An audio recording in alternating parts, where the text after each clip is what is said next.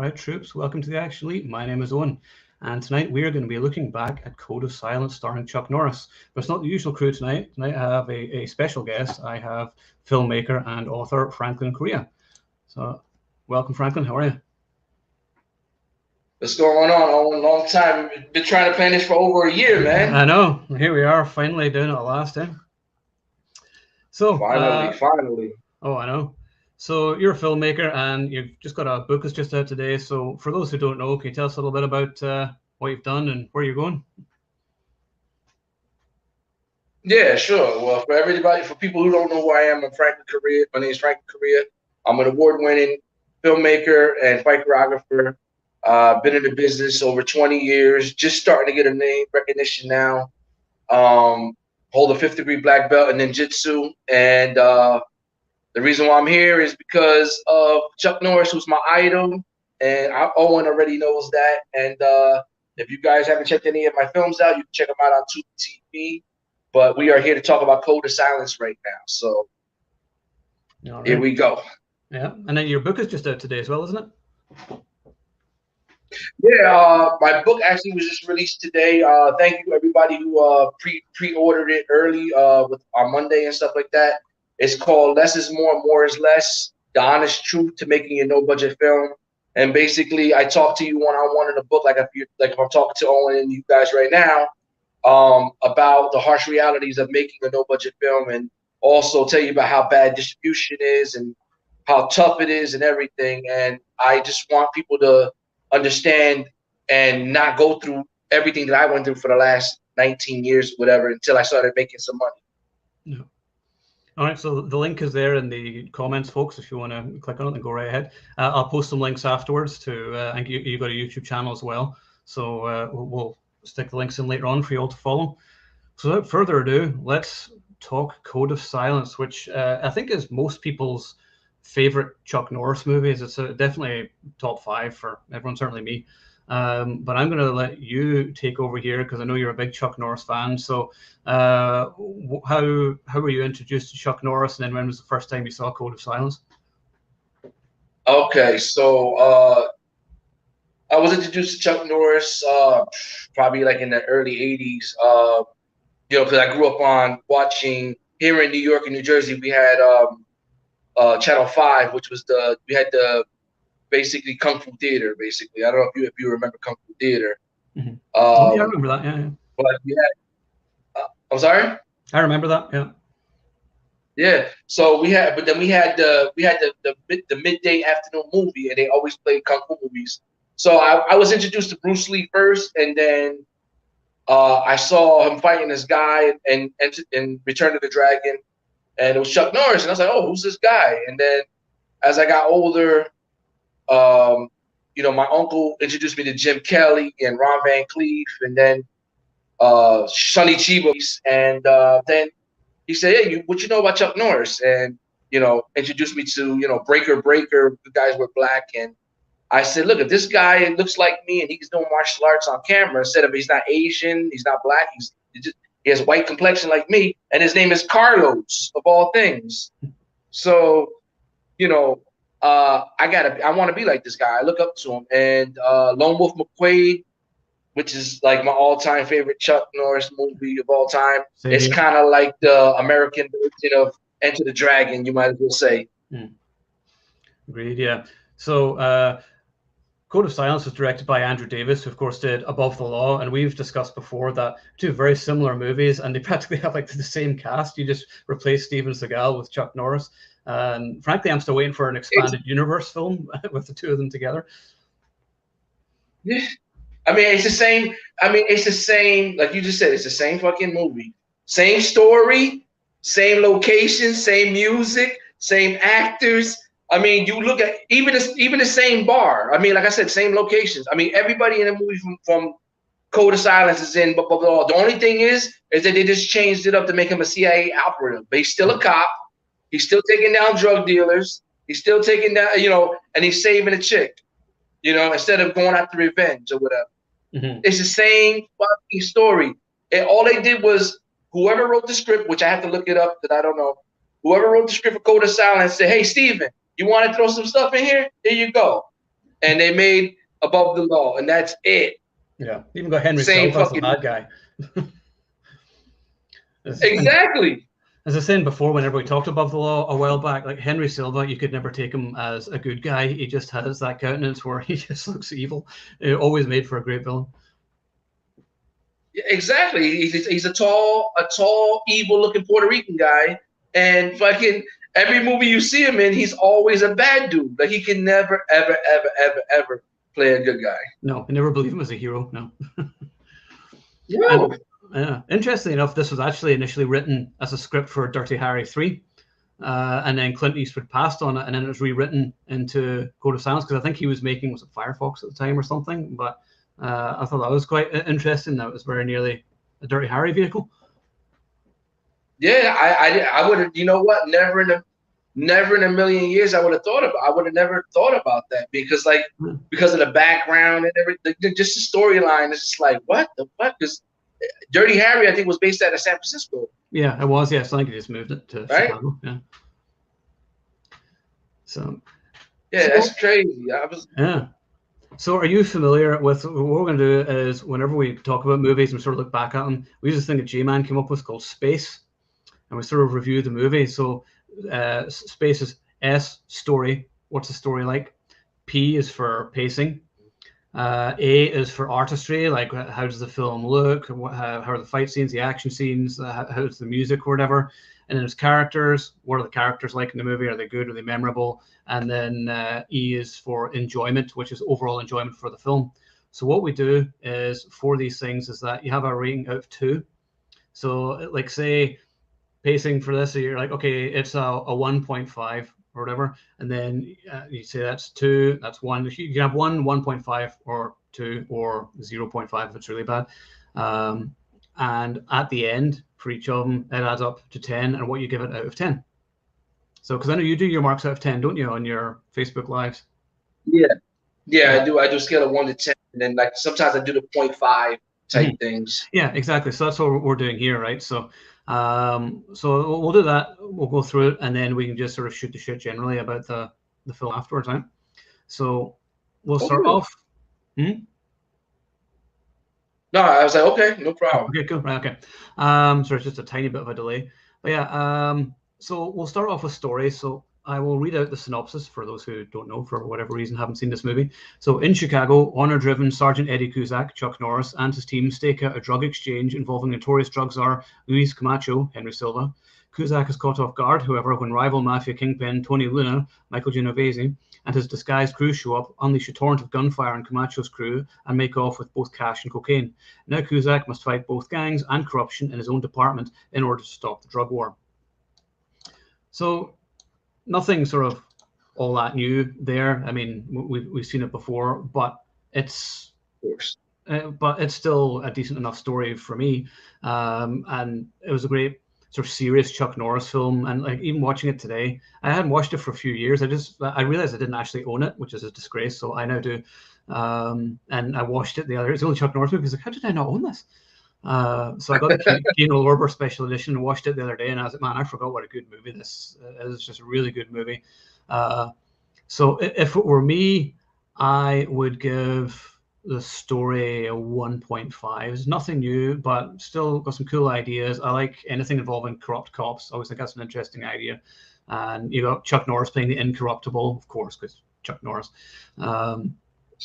And you know, like I said, it's practically the same as Above the Law that way in some ways, story wise. But yeah, so I got a solid 1.5. What about you? So it's either 0 to 2, right? Yeah. So out of 2, yeah. So 1.5 out of 2 is still very good. Yeah, I give it a 1.5 as well. I mean, I mean, you can't go wrong with a cops and robbery movie. You know what I mean? Especially with corrupted cops and people trying to, get over, and then the damsel in distress, you know what I mean? So it's like, you can't go wrong with that. And then the storyline is always going to be like that. A good cop taking down a bad guy is always going to work, no matter how many times you play it out. And it doesn't need to be original. Is it entertaining? Yes, it sets out exactly what it's supposed to do. And that's the thing. Oh, and we have our first comment from Raw Talent Guitars. Silent Rage or Code of Silence, which one was more quiet? So, I don't know, they're both pretty quiet. Silent Rage, probably. So, okay, so that's the story. So now we'll move on to pacing. So, pacing, I'm going to go, actually, I'm going to be boring again. I'm going to go 1.5 out of 2 because it's not that intense story-wise or pacing-wise. It's not like constant action. It takes a little while. And if you're looking for Chuck Norris to have a lot of fight scenes in this, you might be a little disappointed because it's not that kind of story. It's going for a more grounded story. So, yeah, it takes a while for the action to take place, but I'm never bored with it. You know, I love the characters, which we'll get to in a minute. I love Chuck Norris in it, one of his best roles. So, yeah, pacing 1.5. What about you? I would give it a 1 because I think in the beginning it drags a little bit, you know, and there's a lot of like the only thing that helps out with the thing, what I feel helps out with the pacing is the music. And that's what keeps you like, into the movie until it gets to the action, you know, like, you know, I mean, so I would give it a 1 because it does drag a little bit in the beginning, like the first, I would say the first half an hour drags just a little bit, but it picks up and then that that fucking music gets you like just like all into it once again. Actually, you know what? I'm gonna. Will I change it to a 1? No, I'll keep it at 1.5. No, you nearly convinced me to change it to 1, and we do that all the time. Where we're like, you know, you've convinced me. I'm going to change it, but no, I'm going to keep it at 1.5 for now. I may change it at the end. We'll see. So this is what one of my favorite ones is artistry. How does the film look and feel? Is it gritty? What the action seems like? Whatever else. So, I mean, some may be disappointed at the lack of martial arts, like I said. So there's that. But does this film say there's going to be martial arts in it? No. So as J-Man always says, does this film deliver on the promise of what is actually in the story? And it does. So I know I haven't given anything 2 yet. So I'm going to give this a 2 because it's got a good sense of grittiness to it. The action is coherent. Lots of fight scenes. The pool hall fight scene is great. I love that. And Chuck Norris does not come out unscathed, which I like. Good score by David Frank, who of course did Showdown in Little Tokyo and practically every single 90s action movie. So I'm going for 2. I'm giving it 2. What about you?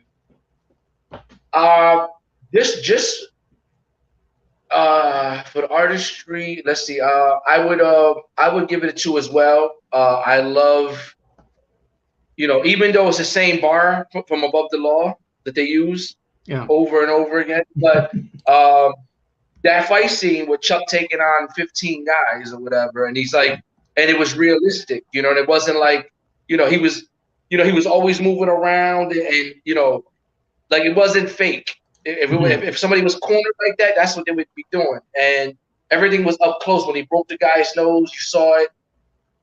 The fights, like you said, there's only 2 fight scenes in the movie. There's one in the alleyway real quick, and then there's the one in the bar, if I'm not mistaken. That's right. And but the scenery-wise, of the, you know, it has that Chicago backdrop and everything, the trains and everything. You know, I give it a 2, definitely. Oh, the train top scene. That looks like Chuck Norris actually doing that too on top of the train, which is awesome. Above the Law did it too. Yep. But Chuck Norris did a bit. Yes, he did. He jumped in the fucking water and everything. Yeah, exactly. Yeah, that was awesome. Yeah. So on to characters. So, so we don't know much about Chuck's character Eddie, other than he's incorruptible, and you know that's it. He's kind of basically a loner, likes to do his own thing, but is a damn good cop and does what's right. And that's fine. Sometimes you don't need that much else to him. It's, you know, we know what we need to know about him as a character. Like we were saying earlier, Henry Silva can play bad guys in practically the same movie, the same character played in Above the Law. And like we said, most of the cast is the same. It could take place in the same world. I love Dennis Farina, who was actually a cop in real life at the time whenever he was filming this, his friend Durato, and I love the running gag about the other businesses they should open up through him. So I thought that was a nice touch. And then Molly Hagan, who plays Diana Luna, the teenage girl, she hasn't aged for some reason. She looks exactly the same as she did back then. And then you also got Ron Dean, who's also in Above the Law, and The Dark Knight, who also hasn't aged. So Yeah, I like the characters. There's nothing sort of particularly classic about the characters or all that memorable about them, but they did the job for the story they're trying to tell. So I'm going to go 1.5. What about you? I'll do 1.5 as well because I think even though Chuck was doing he was doing JJ McQuaid basically, but with but a Polish, he was like doing a Polish JJ McQuaid basically. Mm-hmm. So, but the thing was is that he was more serious, and he was dealing with, he was like love. He was respected and loved by his peers, and at the same time, even though he was this tough macho guy, he had a heart, and he was like, I'm not gonna let anything happen to this girl. And ironically, that girl, after the girl that you mentioned, after Code of Silence, like about a year or two later, she was on, or 3 years later, she was on a TV show called Herman's Head, where she was like part of one of the people in and what's his name, the guy from Fright Night's head, William Ragsdale's head and shit. So I never heard from her again after that. But yeah, I haven't seen her then, really. But she was a good chick. Yeah. All right, so God, we're at enjoyment already. How did that happen?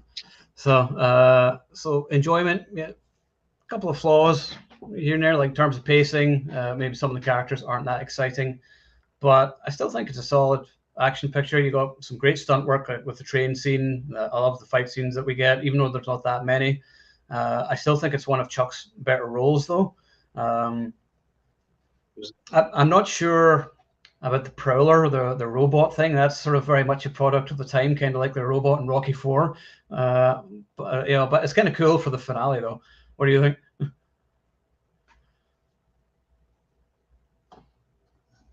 Do you like the Prowler? Oh, can you hear me? You there? I can hear you. Can you hear me? Yeah, you froze up a little bit. Oh. Yeah, now I got you. Oh, okay. Yeah, so the Prowler robot, what do you think of that? You know what? I agree with you. It kind of reminds me of that of the Rocky IV, present at the end and shit like that. You know what I mean? It's hilarious. It was also good to see what's his name from Frasier, the father from Frasier. As the guy who invented it or whatever. You know what I'm saying? Yeah. The robot was cheesy. I mean, Chuck running around with the robot and putting the shit on automatic, and then he's running around with a shotgun. And one thing that bugged me out was that I think he was through the whole movie he's carrying a 44 Magnum or 357 Magnum or something like that. I think so. Yeah. Instead of a 9mm or whatever, it's like the same gun he used in Lone Wolf McQuaid, basically. I just thought about it. I think it is. Yeah. I think we should talk about Lone Wolf McQuaid next time because that's just awesome. Definitely one of my favorites. So, yes, sir. Yeah. So, sorry, what did you give characters? Did you give that 1.5 as well? Yeah. I think you did. Okay. So, yeah, enjoyment overall, like it's got flaws, but I'm still giving it a 2 for just sheer enjoyment. 2 out of 2. It delivers on the promise of what it's going to be. You get corrupt cops. You get Chuck Norris cleaning the streets. You have Henry Silva being a decent villain. Dennis Farina nearly stealing the show with his constant suggestions of crap businesses to start up, which I love. So yeah, I'm going to give it a solid 2 out of 2 for overall enjoyment. What about you? I give it a 1.5 because there's some things that were still mediocre to me or whatever, but it still was solid. Like I just hate the fact that it's the same characters, like the guy with the sergeant with the glasses and the mustache and the dirty blonde hair, the guy with the mullet, and the guy who played. Yeah, or fucking what the hell's his name, man? The guy that Steven Seagal threw out the window in with the car or whatever. Him and his henchmen. You know what I mean? The crooked lawyer. Yeah. I can't remember his name either. You know what I mean? I know what you mean though. Yeah. Also, so I'm like, damn, it's just like I'm like, oh my god, they characters. Like, you remember in Above the Law, actually when Pam Grier's sitting by herself and the black guy walks up, and he goes, "She's fine, ain't she?" That's right. Yeah. Oh yes. Yeah. Okay. Yeah, that whatchamacallit. That's the same guy that tried to rob the club with try to rob the bar with the guy. And he was like, "You motherfucker, you punk motherfucker, you told me you scoped it out."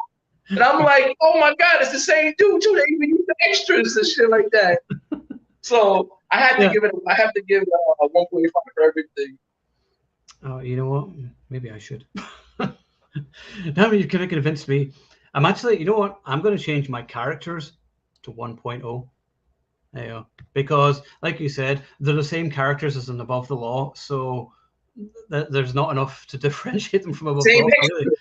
Yeah, same cast. So yeah, you know, yeah, I got a 1.0 for the characters for me. So you're 1.5. Okay, well, let's do the math. You know, I think I rate this movie higher than you. Interesting. So 2, 3, 4, 5, 6,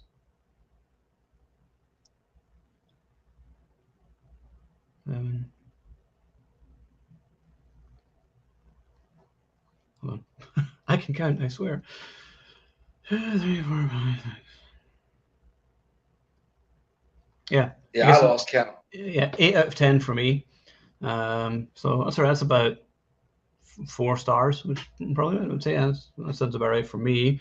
So you are 1, 2, 3, 4, 7.5 out of 10. You rated it lower than me. I thought you would be rating it like 9 or 10 out of 10 because a lot of people's favorite Chuck Norris movie.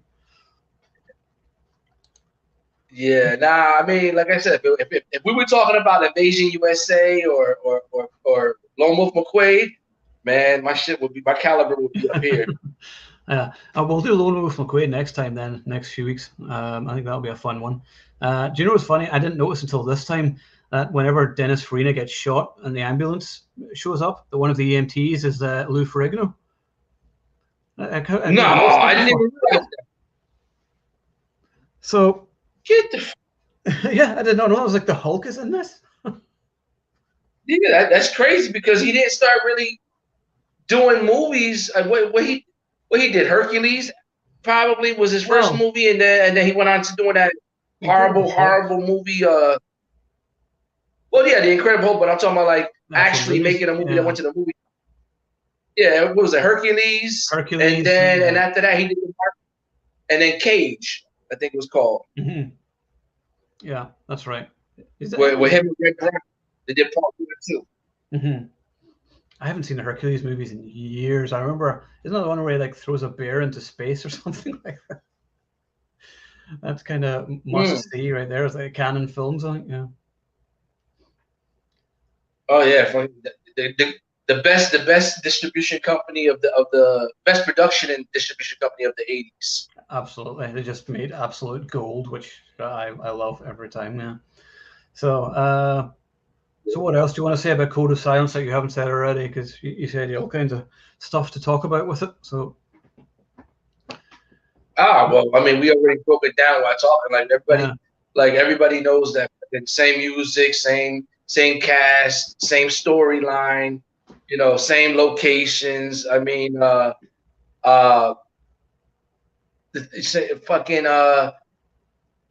you know, the fight scene in the bar really doesn't give credit where credit is due. I mean, it's long. I mean, it's not that long. It's only like a minute and a half. Was it like a minute and a half, 2 minutes? Mm-hmm. Yeah, it's about that. Yeah, it's not that long. Yeah. You know what I mean? And like, you know, it just sucks that the only way they were able to stop them, I think the guy hit him with a bottle or something like that and knocked him to the floor. From behind. Yeah. It was, yeah. Yeah, that was it. It was like, that's the only way they were able to stop him. It's like, fuck. Yeah. Like, this guy was unstoppable. And of course, he had to throw his, you know, no shirt working out scene in the gym and shit like that. Yeah. Oh, here's a good one. Andrew Davis, underrated as a director. Yes, I would say so.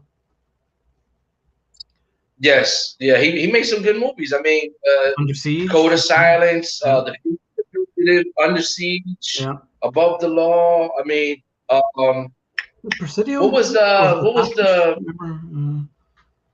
I think he did the Presidio. I'm pretty sure he did the Presidio, and then he did oh my God, the one with Down South. The one down, it was a down south movie about racism and stuff Mississippi like that. Burning. But it wasn't Mississippi Burning. Oh, I think it was with it must have been the movie with Matthew McConaughey. Oh, A Time to Kill. Down south or whatever. I think he did. I think he did A Time to Kill. He did Collateral Damage. You would have to double check that. Yeah. The Fugitive, Under Siege. It wasn't Presidio. It was the package. It was the package he did. Code of Silence, Above the Law, The Final Terror, Holes, The Guardian. No, he didn't do The Final Terror. Holy shit! Steel Big Silo. Oh, he did Chain Reaction. Is that the Keanu Reeves film? He did Chain Reaction. Yeah, from 1996. God, I haven't seen that since literally 1996. Yeah, Chain Reaction with Morgan Freeman and Keanu Reeves. Yeah. Jesus. Yeah, he did that too. Yeah. So yeah, I would say Andrew Davis definitely underrated as a director. So Sean, Code of Silence, is that the one with the robot tank? Yep. Nobody listens to it at that party. Then Chuck everyone to freeze and they jump. That's cool. Yeah, I like that. Remember that scene? Well, Ed? I didn't even hear you. You got there you go. So, Code of Silence is that the one with the robot tank? Nobody listens to it at the party. Yeah. Then Chuck tells them freeze, and then they jump. Yeah, when it's introduced, that's a great scene. That's one of my favorite scenes. One of the few scenes which actually has some humor in it. It's quite a very serious film. There's no like one-liners or anything in it, really. Yeah, I mean, like I said, I mean, I think the music really makes the movie. You know what I mean? And like you said, that guy, I didn't realize that the composer actually did the music for Showdown Little Tokyo as well. Yeah, that's kind of odd. Yeah, Best of the Best 2 as well, and he did tons of action movies, and most of the scores kind of sound the same. So got the awesome electric guitar, but an action movie needs to have electric guitar in it for it to be awesome. It's just a fact. So yeah, okay, stuff. So yeah, I'm a big movie score guy, so I always notice the music in movies because it's something that's sort of gone. It's an art form. It's gone in modern movies for a lot of the way. Where there used to be memorable theme tunes and things in movies. No, there isn't anymore. It's just like a noise that you forget once it's over. Yeah, exactly. Yeah, I totally agree with you on that one.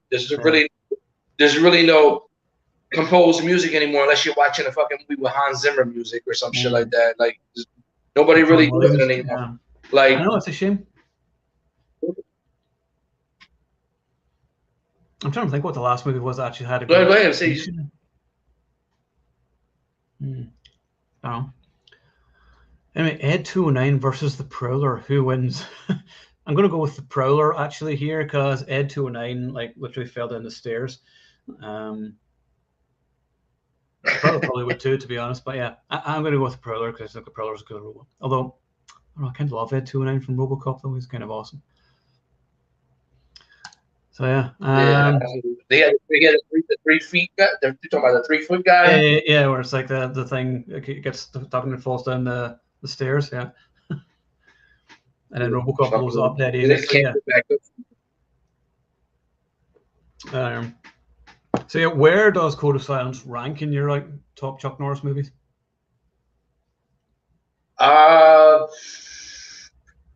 It's fucking hard. You know, everybody asks me this, and I just like I love all his movies and shit like that. I mean, you know, it's funny because like people ask me, and I'm like, hey, did you guys ever see Hellbound? And they're like, what the fuck is Hellbound? I'm like, duh, are you crazy? Like you never seen Hellbound? It's like, yeah, so like, a lot of people haven't seen Hellbound. They're like, oh yeah, I'm gonna go watch that tonight. I'm like, yo, Chuck Norris is like the only action star to ever do like 2 action horror movies. You know, like Silent Rage, Hellbound. Mm-hmm. You know what I mean? It's like, damn, like Stallone, I think did 2 horror movies too. Because Cobra is actually considered a serial killer movie. Yeah, it's an action movie. Right? Yeah, it's a slasher movie with action. Yeah, I would agree with that. Yeah. So you know what I mean? There's only a few people that can do it, and you know, so Chuck has those two, and you know, but people are like, yeah, but what's your ranking? And I'm like, fuck, man, because I love them all.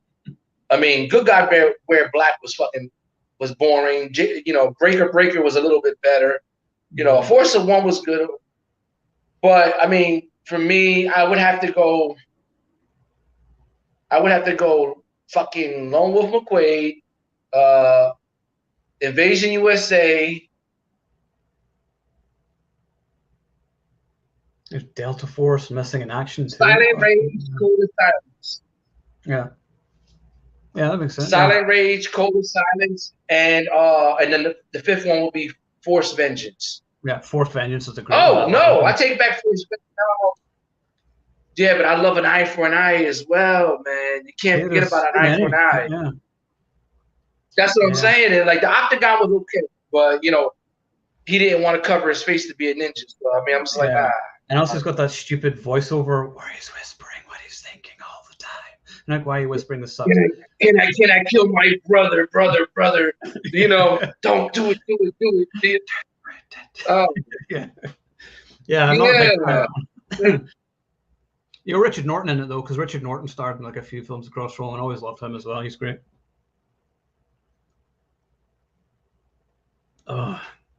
So we're both drinking a lot of water tonight. I don't know about anyone else, but it's still roasting warm here in Toronto, so yeah, I'm absolutely melting as usual.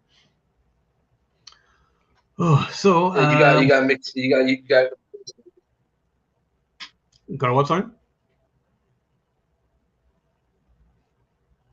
You got frozen a little bit. There you go. You're back. Yeah, there we are. No, you got frozen. Yeah, we're all back. Fuck, what was I about to say? Actually, just on unrelated though, because I know you mentioned it earlier, but Jean LaBelle passed away. I mean, icon. Can you hear me?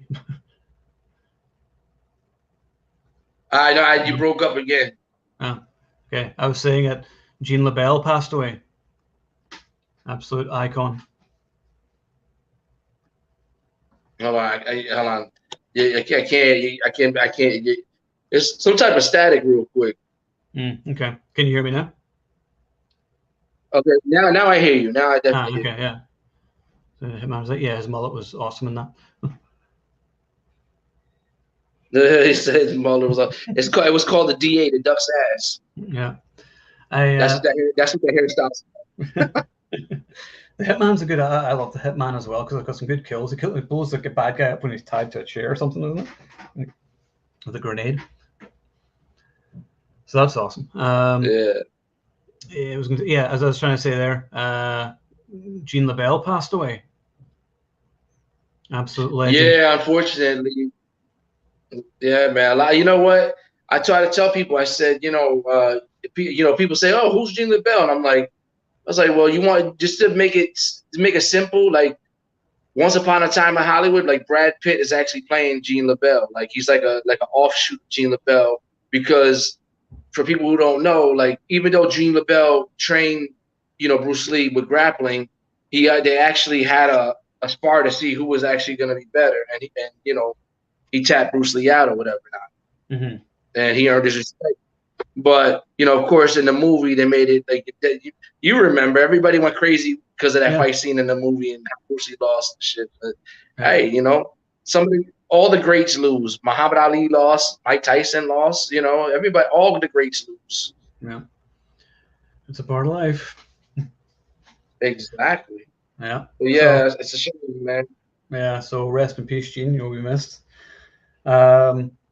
Okay, so I think we can wrap it up. It's great whenever it's just the two of us. It doesn't go on for too long, because sometimes whenever there's like 4 or 5 of us doing these things, it can go on for like an hour and a half or whatever.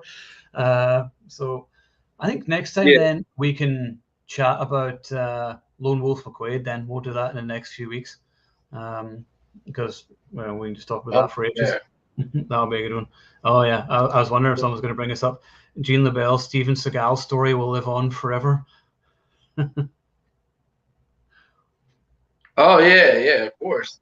Of course, that's always gonna be living. That's gonna be that thing where he made him shit. They choked him out, made him shit his pants. Yeah, that's always gonna be around forever. You're not gonna forget that anytime soon. Oh, yeah. Oh, I know. All right, well, we'll wrap it up there then. So if nobody's seen Code of Silence for whatever reason, you need to check out because it's awesome. And check out Franklin's book as well. You've got the link above, and I'll post it on the site whenever I post this later on. And stay tuned for the next few weeks whenever we will do Lone Wolf McQuaid. And then join us next Wednesday when me and the crew will be ranking the Predator movies. So that should be an interesting one too. So thanks for tuning in, everyone. And thank you for joining me, Franklin. And look forward to chatting with you next time. And if anyone is watching, you are the Action Elite.